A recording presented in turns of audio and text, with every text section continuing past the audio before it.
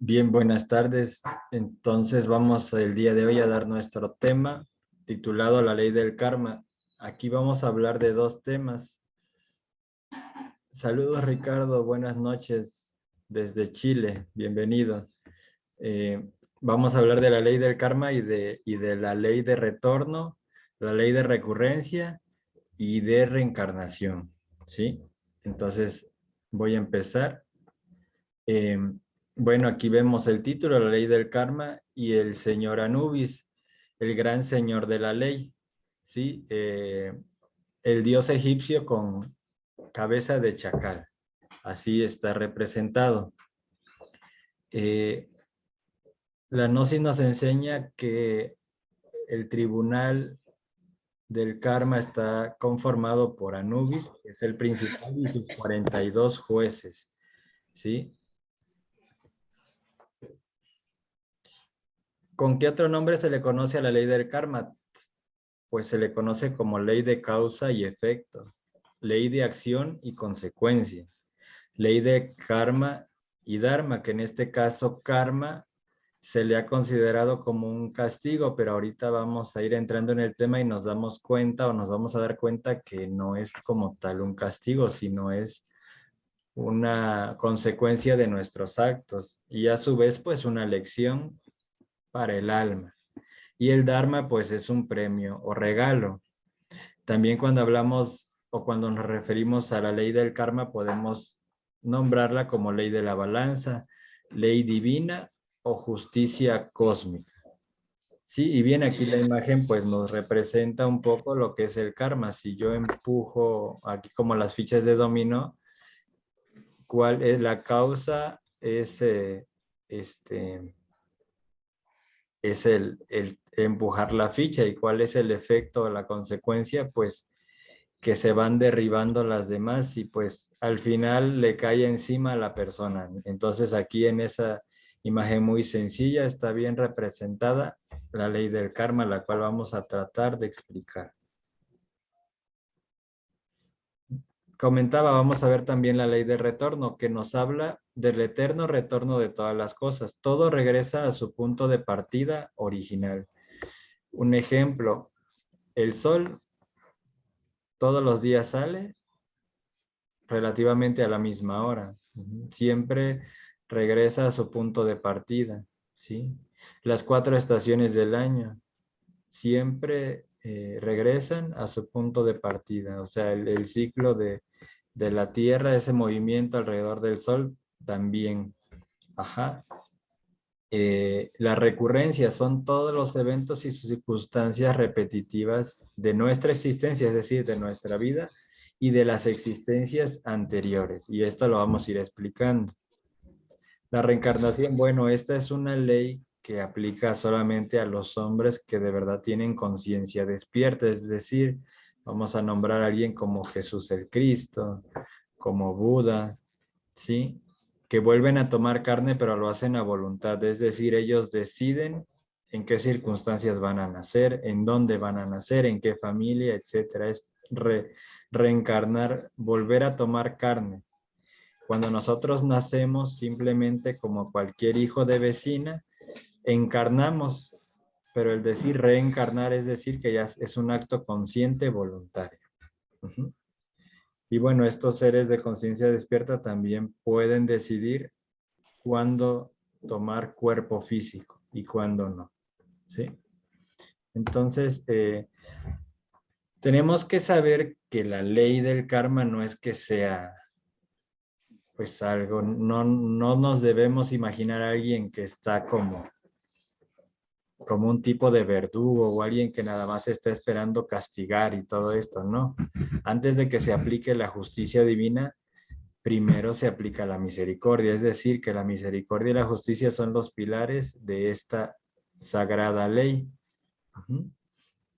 Por eso es que los seres humanos pasamos, y aquí lo podemos comprobar, y todos hemos pasado por malas rachas, que es cuando, por así decirlo, se nos aplica la justicia. Y bueno, ya que se nos aplicó ese rigor de la justicia y se nos hizo pagar karma con todos esos eventos que pasan o que pasaron en esa mala racha, bueno, viene otra vez, pues la racha buena, ¿verdad? Donde se aplica la misericordia y dice, bueno, ya lo apretamos tantito para que se enderece, para que reflexione, etcétera, y ahora vamos a darle espacio para que, pues, no, esa mala racha pase, para que esa angustia pase, ese sufrimiento pase, ¿verdad? Entonces, esto también se va aplicando de forma relativa. Ahorita vamos a ir viendo cómo. Si en algún momento algo no se entiende y quieren hacer una pregunta con toda confianza, pueden abrir el micrófono. Por lo general les digo que al final, pero ahorita si gustan, pueden preguntar algo. ¿Sí? Entonces, ¿cuál es una de las funciones de esta ley? Pues que equilibra a toda la creación, es decir, cada quien tiene lo que le corresponde de acuerdo a sus actos pasados y a sus actos presentes. Cada uno de nosotros se encuentra nada más y nada menos que en el lugar en que se merece. Esto quiere decir que uno a veces se pregunta, se cuestiona, ¿por qué nací en este lugar? ¿Por qué nací en esta familia? Bueno, pues esa respuesta se encuentra en, si supiéramos, tuviéramos conciencia, si pudiéramos ver qué hicimos en nuestra vida anterior, en nuestra existencia anterior, pues entonces esa pregunta quedaría automáticamente respondida, ¿sí? Entonces todos nacemos, no, aquí no hay errores en esto, como es manejado obviamente por seres divinos, no puede haber error. Todos nacemos en el lugar, en la familia en la que tenemos que nacer, ¿sí? Y bueno, voy a, a comentar para que vayamos entrando un poquito más profundo, con más profundidad, perdón, en el tema. Voy a explicar el ciclo de la transmigración de las almas, ¿sí? Que tiene que ver, obviamente, con esto del retorno de la recurrencia y con la ley del karma.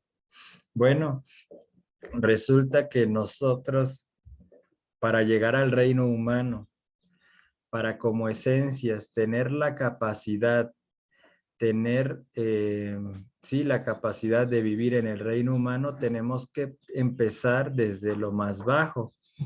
En este caso del reino mineral es parecido a una empresa. Alguien no puede entrar, o bueno, haciendo referencia a alguien que no está preparado para un cargo importante, por decir gerente, pues no lo van a meter de gerente, tiene que empezar, como se dice, desde abajo, ir tomando experiencia y a lo mejor, no sé, en 8 o 10 años, esa persona pueda ser gerente de esa tienda, ¿sí? Pero necesita una experiencia, necesita, pues, estar preparado para vivir esa experiencia y hacerse cargo de ese puesto. Entonces aquí es algo parecido.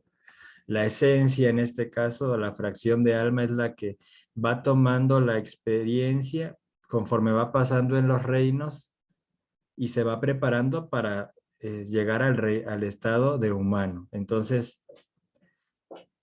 cuando una esencia llega por primera vez a esta creación, llega como el reino mineral. Puede ser un grano de sal, puede ser una piedra. Entonces, esto quiere decir que el tiempo de vida que transcurre en el reino mineral, pues puede ser muy poco o pueden ser cientos de años, viviendo como un mineral. Podemos ser un pedazo de oro, de plata, un rubí, etcétera, ¿verdad? Cualquiera de ellos. Aquí, cuando termina ese proceso, cuando esa esencia ya vivió la experiencia en el reino mineral, pues pasa al siguiente reino, que es el vegetal. Obviamente que si va de abajo hacia arriba, ese es el ciclo evolutivo. Estamos hablando de evolución porque va del mineral hacia arriba, ¿sí? Entonces ahora, como es un ciclo evolutivo, ¿cómo diferenciar cuando alguien está en un ciclo evolutivo o involutivo? Pues simplemente sabemos que hay minerales que ayudan a la vida del ser humano y hay minerales que son usados, por ejemplo, para crear armas. Hay minerales que no se pueden consumir o que son, vamos a decir, tóxicos, por así decirlo. Entonces, ahí nos podemos dar cuenta cuando un mineral está en su proceso evolutivo o cuando es involutivo. Si somos un trozo de oro, pues obviamente que está en evolución. Si somos un pedazo de plomo, pues es obvio que estamos en el proceso involutivo. Y con las plantas pasa exactamente lo mismo. Hay plantas tóxicas o venenosas que nos indican que están en un proceso involutivo. Hay plantas medicinales que nos indican que van en su proceso de evolución. Y de ahí nos vamos al reino animal, que es lo mismo. Un caballo, un colibrí, un flamingo, un ganso, animales que inspiran incluso ternura, que dan ganas de tocarlos, ¿sí? Un delfín, que son animales que tienen incluso una capacidad, se dice, intelectual. Entonces, son animales evolutivos. Todos los animales que nos causan repulsión, como son insectos, una rata, pues obviamente que están en el reino animal, pero en el proceso involutivo, como una cucaracha. Ujú. Entonces, también los perros entran en esto, pero por ejemplo, hay perros de la calle. Entonces, podemos decir que ese animal está en un proceso involutivo y un perro que vive como rey en la casa, que como decimos, nada más falta que hable, pues es muy probable que vaya en un proceso evolutivo. Ajá. Entonces, así es como podemos diferenciar esto. En el reino humano pasa exactamente lo mismo. Hay personas que su morfología nos indican a veces que van en un proceso ya involutivo. A veces incluso puede ser su tamaño, son muy, muy pequeños o tienen ciertas características, ciertos rasgos eh, que parecen o tienen tendencia a parecerse a algún animal. Entonces eso nos puede hablar también de que una persona está terminando su proceso en el reino humano y que va a la involución, ¿sí? Ahora, eh, el tiempo que pasa en esto, ya dijimos que es relativo en los tres reinos inferiores, pero en el reino humano esto es diferente. Ahorita vamos a pasar a este punto. Pero ahora podemos hablar de vidas pasadas, ¿sí? Porque hemos sido minerales, vegetales, animales y ahora pues estado humano, ¿sí? ¿Cuántas vidas tenemos en el reino humano, obviamente? Bueno, pues en el reino humano vivimos por cada vez que subimos por esa rueda, que no la mencioné, se llama rueda del samsara, ese ciclo, esa rueda donde uno evoluciona e involuciona. Cabe mencionar que estas dos también son leyes, la ley de evolución y la ley de involución, y son leyes mecánicas. ¿Cómo salirse de ese círculo de dolor y sufrimiento que es la ley de evolución e involución? De esa rueda del samsara, bueno, eliminando los defectos psicológicos que llevamos dentro. Ajá. Entonces, en el estado humano tenemos 108 existencias. Es decir, que una persona que ya pasó por los tres reinos anteriores y llega al estado humano, tiene su primera existencia como ser humano. Obviamente esa persona, como es la existencia uno, no tiene karma. Es un alma, es una esencia que está totalmente libre, pura, sin pecado, vamos a decir. Esa persona empieza a crecer, a desarrollarse en esa existencia número uno y va con sus actos, va generando dharma o va generando karma, ¿sí? Desafortunadamente, como nosotros no tenemos conciencia de nuestros actos, de lo que hacemos, casi la mayoría de nuestros actos, al ser inconscientes, generan karma. Sí, alguien puede decir, bueno, pero es que yo no soy mala persona, yo no le hago daño a nadie. Bueno, específicamente tu intención no es hacerle daño a alguien, pero al no tener conciencia de lo que hace, siempre hay un margen de error, siempre hay un margen en que sí, por no tener conciencia, estás haciendo daño con eso que dices o con eso que haces o con eso que piensas. Entonces empieza a generar karma a la persona, muere en la existencia uno y vuelve a nacer, vuelve a nacer. Y entonces eso es su existencia número 2. Pero en esta existencia 2 ya generó un karma de su vida anterior. Entonces vamos a suponer que esa persona, por poner un ejemplo, esa persona era muy mentirosa, extremadamente mentirosa en la existencia uno. Entonces la consecuencia que genera o el efecto que genera a la próxima existencia, la ley del karma, hace cuentas matemáticas muy exactas y dice, bueno, entonces tú fuiste muy mentiroso y generaste mucho dolor y mucho sufrimiento a infinidad de personas con tus mentiras. Entonces, en tu segunda existencia, ¿qué crees? Que vas a nacer mudo, no vas a poder hablar como consecuencia de lo mentiroso que fuiste en tu existencia anterior. Ajá. Entonces, uno dice, cuando una persona nace así, pues obviamente que es doloroso, que es trágico, que pasa mucho sufrimiento. Pero no es más que lo que, como dijimos en la diapositiva anterior, no es más que lo que le corresponde por sus actos. Si una persona tuvo mucho dinero, pero a la vez tuvo mucha avaricia, es decir, que no compartía lo que tenía con sus semejantes. Incluso su hermano no tenía para comer y él no era capaz de llevarle una despensa. ¿Qué consecuencias se puede generar en la otra existencia? Bueno, ahora esa persona va a nacer en la miseria, pero aparte de nacer en la miseria, nadie le va a acercar, nadie le va a querer dar un plato de comida para que su alma, a través de la esencia, aprenda la lección y diga entonces, digo, obviamente, al no tener conciencia, uno no se cuestiona y no se pregunta, uno simplemente vive por vivir. Pero suponiendo que esa persona a determinada edad conoce la gnosis y conoce todos estos temas, entonces hace una retrospección y dice, entonces yo nací en esta circunstancia porque de seguro son las consecuencias que generé. Entonces es muy probable que en la existencia anterior yo tenía dinero y no era, pero era también avaro, era egoísta y no ayudaba a mis semejantes. Entonces ahora me toca estar sin dinero y aparte nadie quiere compartir conmigo lo que tiene. Ujú. Y entonces cuando uno se da cuenta de eso, entonces es un choque a la conciencia.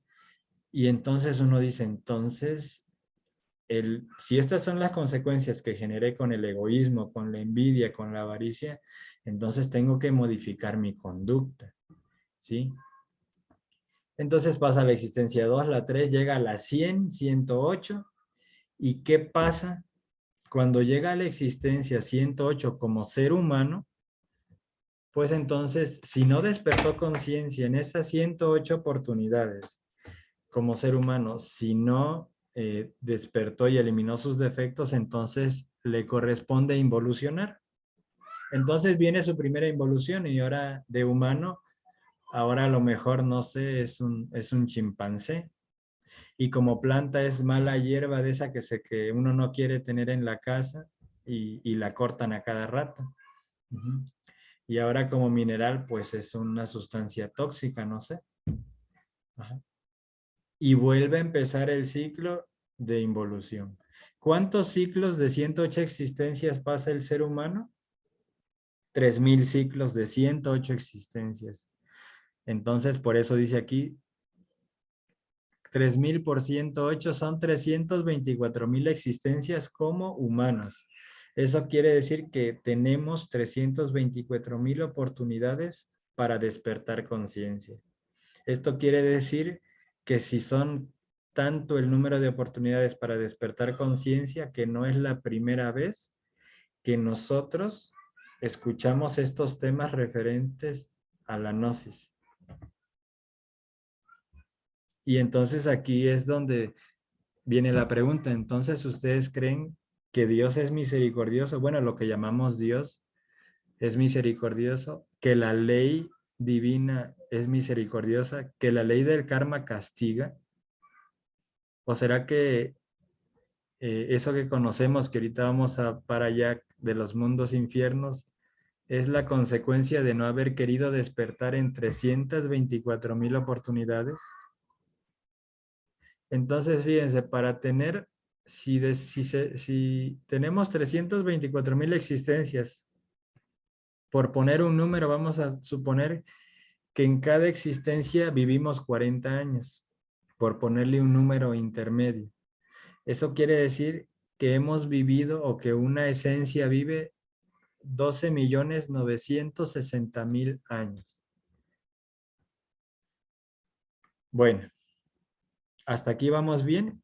¿Alguien quiere comentar algo, preguntar algo?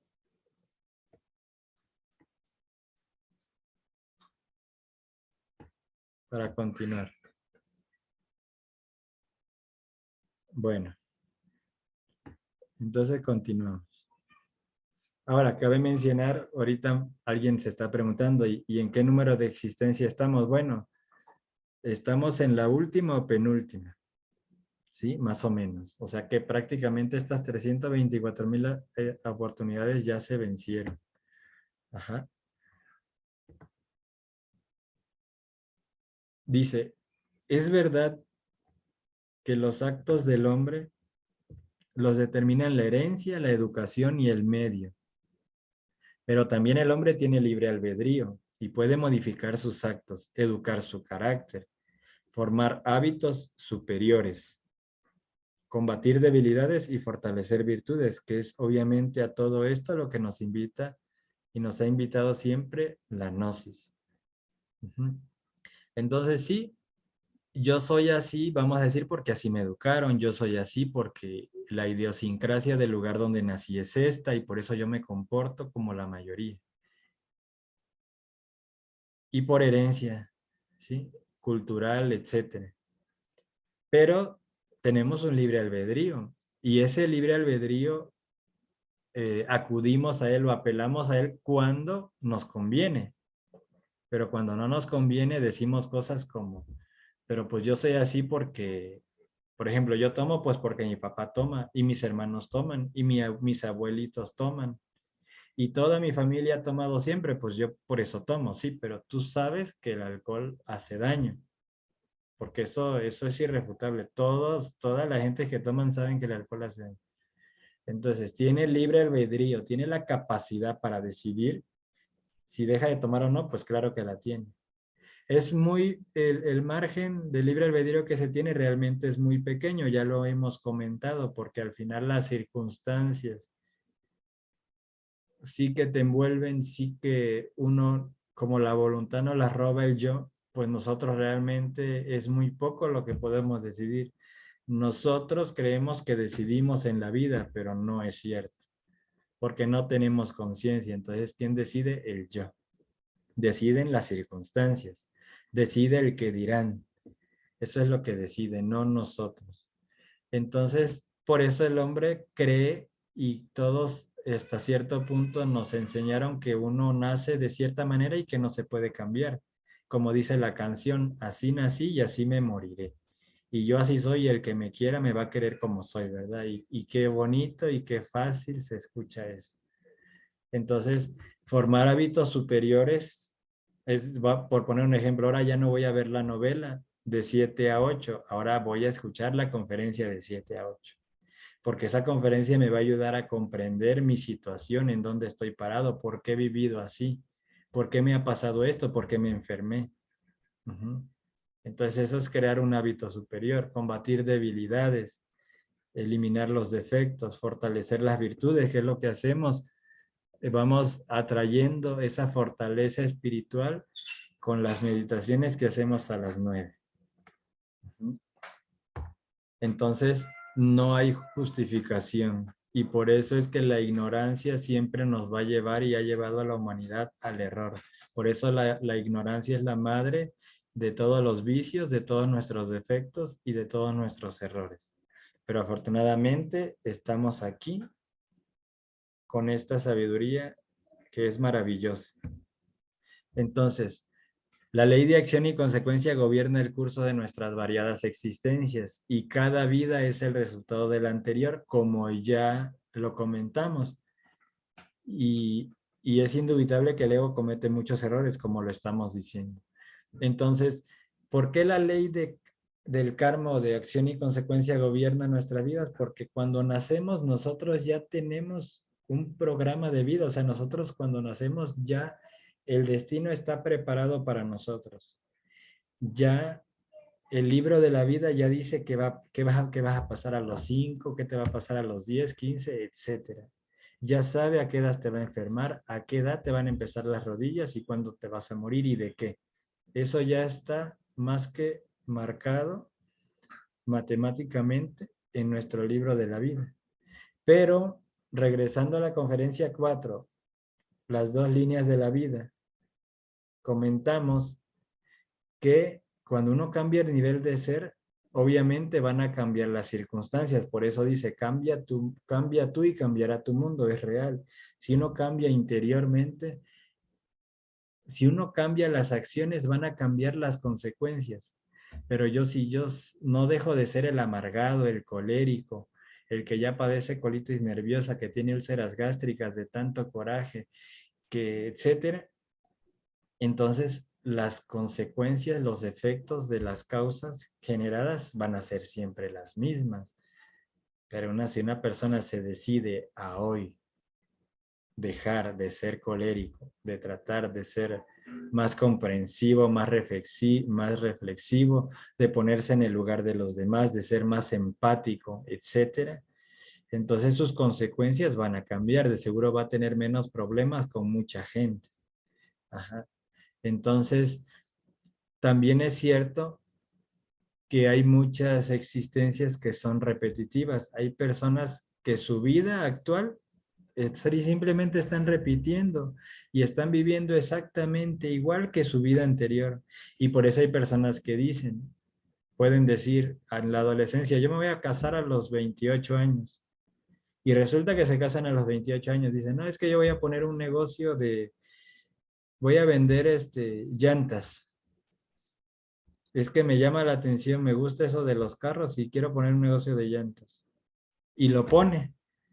Pero ¿qué pasa? Que esa persona ya se sabe su vida. ¿Por qué? Porque la está repitiendo. A lo mejor la ha repetido 3, 4, 5 veces y simplemente ahorita en el inconsciente está esa información y la persona hasta parece profeta y empieza a decir cosas y pasan, pero pasan porque ya las viene repitiendo. No es que sea profeta o que sea un adivino, simplemente que está repitiendo lo que vivió en una existencia anterior.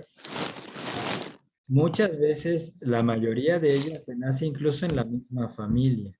Se puede nacer en la misma familia, es decir, que una persona cuando desencarna o cuando muere, en una familia, a lo mejor a los 2, 3 días o el mismo día nace un bebé en la familia.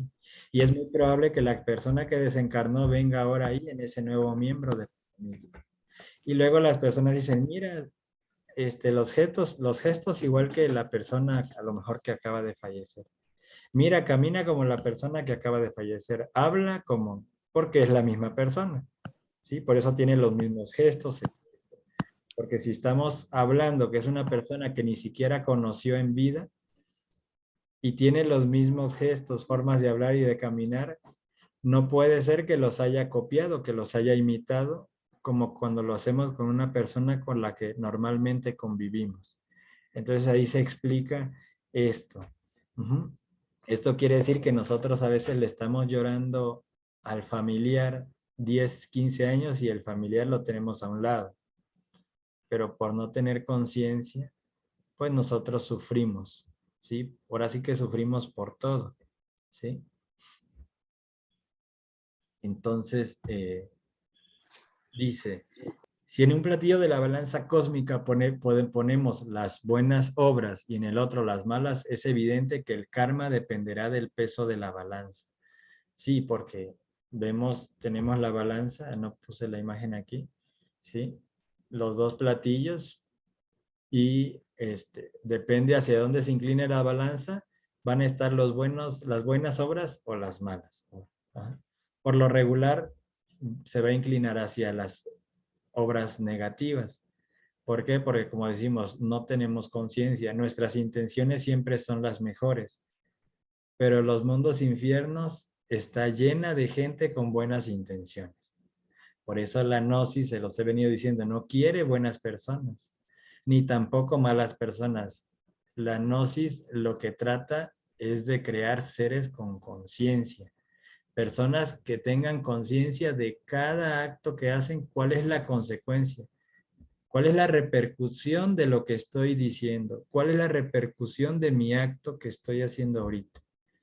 Entonces, cuando uno tiene conciencia de ello, imagínense si supiéramos que vamos a nacer mudos por decir mentiras, yo creo que sí que tomaríamos la decisión de ser menos mentirosos. Si supiéramos que vamos a nacer en la miseria y que nadie nos va a poder dar un plato de comida y vamos a morir de hambre, yo creo que trataríamos, por lo menos, de ser menos egoístas. Ajá. Por eso repito, los mundos infiernos están llenos de gente con buenas intenciones. Entonces, ¿hacia dónde se inclina la balanza? ¿Sí? Nosotros con nuestras buenas intenciones tratamos de hacer el bien, pero como siempre está el yo presente, incluso los yoes buenos que ya comentamos en algún momento, yo creo que estoy ayudando a esa persona, pero no me doy cuenta que en realidad le estoy perjudicando. Uh-huh. Entonces eso pasa también cuando siempre queremos quedar bien con los demás. No ayudamos, más bien los perjudicamos. Ajá. Entonces depende hacia dónde se incline la balanza. Entonces ahí se escribe en nuestro libro de nuestra siguiente existencia, en nuestro libro del destino de la vida, qué es lo que vamos a vivir en nuestra próxima existencia. Nunca deberíamos protestar contra el karma, hay que saberlo negociar. Y bueno, también tenemos que decir que no todo lo que nos pasa en la vida es karma. Eso tiene que quedar muy claro. ¿Por qué? Porque también existe la ley del accidente. Por ejemplo, si yo me pongo a caminar en la azotea y cierro los ojos o me pongo una venda y me pongo a caminar en la azotea de la casa, ¿qué es lo más probable? Pues que yo me caiga y pues hay probabilidad de que me muera o que quede en un estado muy, muy, muy mal, ¿no? Entonces, ahí no es karma, es algo que yo provoqué. Y entonces es una ley del accidente. Si una persona va manejando alcoholizada, ¿qué probabilidad hay de que esa persona se choque y a lo mejor muera? Pues es un porcentaje alto, vamos a poner 75%. Pero si aparte le agregamos que esa persona maneja a mucha velocidad, entonces el porcentaje sube a lo mejor a un 95%. Entonces, si una persona que maneja en estado de ebriedad a una velocidad, eh, a mucha velocidad, vamos, pues tiene un alto porcentaje de probabilidad de que muera en un accidente. Es lo más probable. Y uno, cuando pasa eso a alguien que conocemos o a alguien cercano, decimos, ay, ya se lo llevó Dios. No, no se lo llevó Dios. Ahí fue él que provocó eh, esa muerte. A lo mejor sí estaba escrito en su libro del destino que así iba a morir, puede ser. Pero ahora nos vamos a regresar otra vez a las dos líneas de la vida. Supongamos que esa misma persona que tenía 35 años y que murió en ese choque. Resulta que por ahí la vida a los 30 años le enseña ahí una asociación, una escuela de gnosis. Entonces, en su libro del destino dice que a los 35 va a tener ese accidente. A los 30 conoce la gnosis y resulta que a los 35 esa persona ya no toma. O por lo menos ya no toma como tomaba antes. Ni maneja la velocidad que manejaba antes, porque ya entiende que debe ser un poco más, pues es un poco más consciente, vamos a decir, de muchas cosas. Entonces ahí vemos cómo entra la gnosis y entonces la persona cambia sus circunstancias. Ya no se chocan. A los 35 años, ¿por qué no se choca? Porque ya no toma. Entonces, ¿ven cómo sí podemos modificar nuestro destino? No es imposible, pero es muy difícil modificar nuestro destino sin la gnosis. O sea, es muy complicado, porque no tomamos conciencia, que es lo que nos da la gnosis, tomar conciencia. Poco a poco, gradualmente. Entonces, pero supongamos que ese muchacho, esa persona a fuerza se tenía que accidentar a los 35 años. Y sí se choca, pero volvemos a decir, ya no va alcoholizado, ya no va a exceso de velocidad. ¿Qué va a pasar? Sí, va a llevar un golpe, pero menor, no le va a pasar nada, no va a quedar parapléjico, no se va a morir. Entonces, si al final por alguna causa muy grave tenía que pasar ese accidente, pero va a ser mucho menor. Y las consecuencias pues van a ser que va a gastar un dinero en arreglar los golpes, pero de ahí no va a pasar. Entonces vemos cómo sí se modifican las circunstancias. Ya se va a acabar el tiempo. Ahorita que se termine, voy a volver a abrir sala para los comentarios y preguntas, ¿sí? Y bueno, vamos a continuar en otro día con la segunda parte de este tema.